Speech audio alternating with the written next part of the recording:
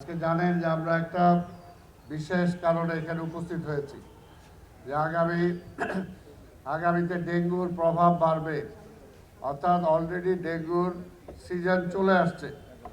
কাজে আমরা এটা আগে থেকে আমরা এটাকে প্রতিহত করতে চাই এই অর্থে যে আপনাদের নিজ নিজ বাড়িতে আপনার খবর নেবেন। যে আপনার স্বাস্থ্য সচিব বলে গেল, আপনারা শুনেছেন, আমরা ঢাকা মহানগরীতে ৭৫টা ওয়ার্ডে আমরা সার্ভে করেছি। সার্ভে করার মধ্য দিয়ে বের হয়ে এসেছে প্রায় ৬০টা ওয়ার্ডে, ২৮টা ওয়ার্ডে হলো একেবারে অধিক ঝুঁকিপূর্ণ, ২৮টা ওয়ার্ডে। আর বাকি যে কয়টা সেটা মাঝারি ঝুঁকিপূর্ণ, মাত্র অল্প কয়েকটা আছে যেখানে ঝুঁকিপূর্ণ না। কিন্তু তার মানে বোঝা যায় যে বেশিরভাগ বাড়িতেই আমরা যে সমস্ত বাড়িতে জরিপ করেছি সেগুলো নর্মাল যে সমস্ত বাড়ি, যেগুলো কনস্ট্রাকশন হচ্ছে এরকম কিছু কিছু মার্কেটের জায়গা আমরা এগুলোতে জরিপ করেছি। এই জরিপের রেজাল্ট এটা আপনাদেরকে আমরা জানিয়ে দিলাম। কারণ তার মানে আপনার ঘরে আপনি খবর নেন, আপনার বাড়ির উঠানে আপনি দেখেন পরীক্ষা করে যে আপনার এখানেই লার্ভা জন্ম হচ্ছে কিনা। যেদিন প্রথম আমরা সার্ভে শুরু করি সেদিনই প্রথম আমরা নগর ভবনের পাশেই একটা জায়গাতে আমাকে নিয়ে যায় আমাদের পরিচ্ছন্ন কর্মচারীরা যারা আজকে স্বাস্থ্যসেবায় কাজ করছেন। সেখানে আমাদের যে পশু হাসপাতাল আছে, পশু হাসপাতালের ভিতরে সেখানকার পশু হাসপাতালের কর্মচারীরা সেখানে বাড়ি বানায় সেখানে থাকে। সেখানে গেলাম, দেখলাম যে একটা টেলিভিশনের ভাঙা ককশিট পড়ে আছে আর একটা ভাঙা পাতিল পড়ে আছে, তার উঠানেই সেটার মধ্যে লার্ভা জন্মে আছে। আমি পরিচালককে ডাকলাম, বললাম যে আপনার এইখানে, কয় স্যার আমি তো এখানে থাকি না। তা আপনি থাকেন না, কিন্তু আপনার কম্পাউন্ড তো এটা, যে আজকে এই লার্ভাটা আর যদি 2 দিন থাকে তাহলে এই লার্ভাটার মশায় উৎপন্নিত হবে। মশা উৎপন্ন হওয়ার পরে আপনাকে কামড়াবে, আপনাকে কামড়ানোর পরে ডেঙ্গু হবে আপনার। আর আপনি তখন যায় হসপিটালে বলবেন সিটি কর্পোরেশন তো মশা মারে নাই। মশা জন্মাইলেন আপনি, মশার পুরা ক্ষেত্র আপনার এখানে, আপনি সেটাকে ধ্বংস না করে আপনি যদি এইভাবে করেন তাহলে তো হবে না। ঠিক তেমনিভাবে আজকাল ডেঙ্গু মশা কিন্তু স্বচ্ছ পানিতে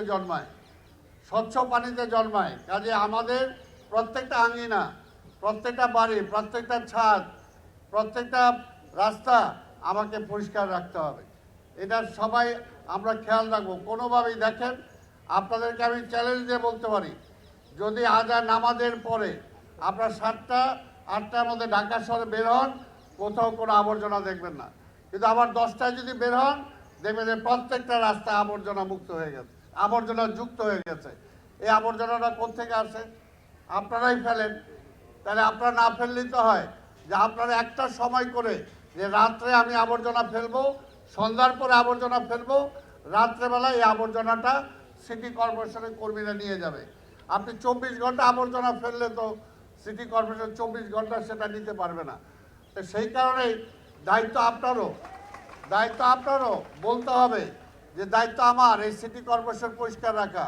এই জন্য আমি বারবার বলি যে 50-50 দায়িত্ব, জনগণের দায়িত্ব 50%, সিটি কর্পোরেশনের দায়িত্ব 50%। পরিষ্কার পরিচ্ছন্ন রাখা, জনগণের বসবাসযোগ্য রাখা, বায়ু দূষণ থেকে এই ঢাকা শহরকে রক্ষা করা, আবর্জনার যুক্ত থেকে এই ঢাকা শহরকে রক্ষা করা, সেটা আমাদের উভয়ের দায়িত্ব। তাই আমরা বিশ্বাস করি, আপনাদের সহযোগিতা আমরা চাই। মাননীয় মন্ত্রী আছেন এখানে, উনি বলবেন। আমাদের স্বাস্থ্য বিভাগ থেকে অনেক আগে থেকেই এবার প্রস্তুতি নেওয়া হয়েছে, আমাদের নির্দেশ দেওয়া হয়েছে। মাননীয় প্রধানমন্ত্রী আমাদেরকে নিয়ে বসেছেন।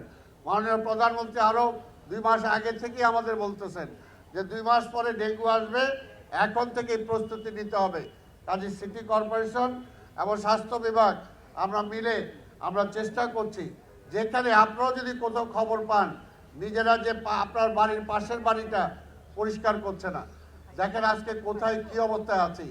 একটা বাড়িতে মহিলা মরে আছে, পচে যাচ্ছে, পাশের বাড়ির কেউ কোনো খবর রাখে না, এমনকি তার সন্তানও খবর রাখে না। এটা তো শুভ লক্ষণ হতে পারে না। এটাও কি দায়িত্ব সরকারের? এটা তো নিশ্চয়ই পরিবারের দায়িত্ব, এটা তো নিশ্চয়ই সামাজিকভাবে সে এলাকার দায়িত্ব। আজকে এই ধানমন্ডির লেকের ব্যাপারে আমরা নতুন পরিকল্পনা গ্রহণ করেছি।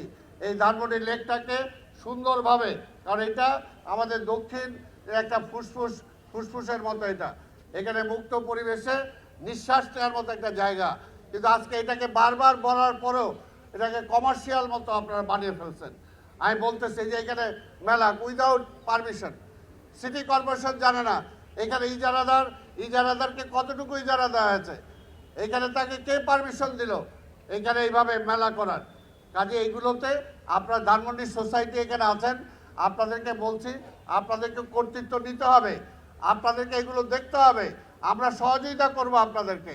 সারাক্ষণ সিটি কর্পোরেশন আইসা এখানে তো পাহারা দিবে না, এই পাহারাটা এলাকার সবাই মিলেই কিন্তু দিতে হবে, সামাজিকভাবে প্রতিরোধ করতে হবে। সেই বিষয়টা আমি আশা করি আপনারা খেয়াল রাখবেন। এই রেড ক্রিসেন্টের ছেলেরা তোমরা এইগুলো এখানে রাখছো, এগুলো সবাই হাতে হাতে নিয়ে যাও, সবাই হাতে হাতে নাও। এখানে রাখছো কারণ এগুলো এখন যে র্যালি হবে সেখানে সবার হাতে থাকবে। তা আমি আর বক্তব্য দীর্ঘায়িত করব না। আমরা আশা করি যদি আমি সচেতন হই তাহলে ঢাকাকে পাল্টাতে পারবো।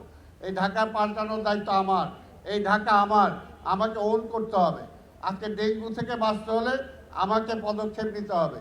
আমি নিজে পরিষ্কার থাকবো, আমার আঙ্গিনা পরিষ্কার রাখবো, আমার সামনে ফুটপাথ পরিষ্কার রাখবো, আমার সামনে রাস্তা পরিষ্কার রাখবো। এখানে যদি সিটি কর্পোরেশন কোনো ব্যত্যয় ঘটায়, তার দায়িত্ব পালন না করে, আপনাদেরকে টেলিফোন নাম্বার দেওয়া আছে, সেই টেলিফোন নাম্বারে আপনারা টেলিফোন করবেন। 1 ঘন্টা 2 ঘন্টার মধ্যে যদি আপনার প্রবলেম সলভ না হয় তাহলে আমাকে জানাবেন। পরিষ্কার কথা, সিটি কর্পোরেশনের কর্মকর্তা কর্মচারীরা এতদিন কোনো এখানে হিসাব নিকাশ ছিল না, হিসাব নিকাশ ছাড়া চলে না। সিটি কর্পোরেশন একটা বেওয়ারিশের মতো ছিল, যে কে কার মালিক, কে কে দেখে ঢাকা শহর। নো, এইভাবে চলতে পারে না। যে যেখানে ইচ্ছা আমি দখল করে ফেললাম, ফুটপাথটা ভেঙে ফেললাম, গাছটা কাইটে ফেললাম, এটা হবে না। সিটি এটার একটা মালিক আছে, কাজে সেইভাবে আমাদের কর্পোরেশনও বিহেভ করবে, জনগণকেও বিহেভ করতে হবে। তা আমি আশা করব, আমি বারবার সাংবাদিক ভাইদের সহযোগিতা চাই, এই ব্যাপারে আপনারা সহযোগিতা করবেন যাতে ডেঙ্গুকে আমরা প্রতিরোধ করতে পারি।